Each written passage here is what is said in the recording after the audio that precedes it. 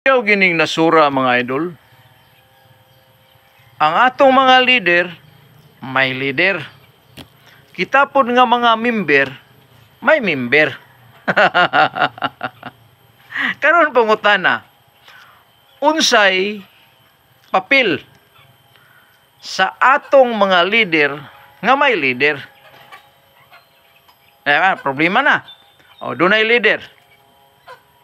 Ningingon siya, nganong kami raman may imbestigaran ang among leader. So, nagpili sila leader.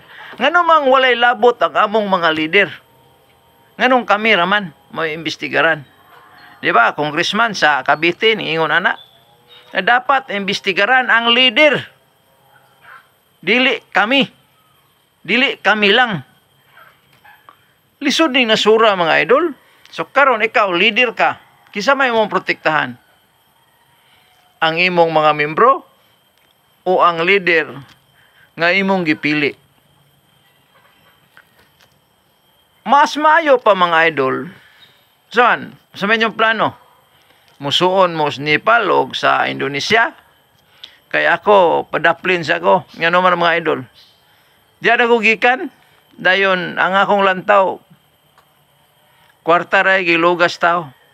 Kwarta. Kayang wow sa tao, wala na. Kaikog, wala na. Garbo, wala na. Kwarta, may importante sa tao. Maunay, tinood.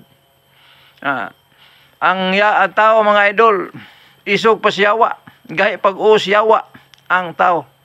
Kayang yawa, pangus Ginoo, pahawa sa tanas.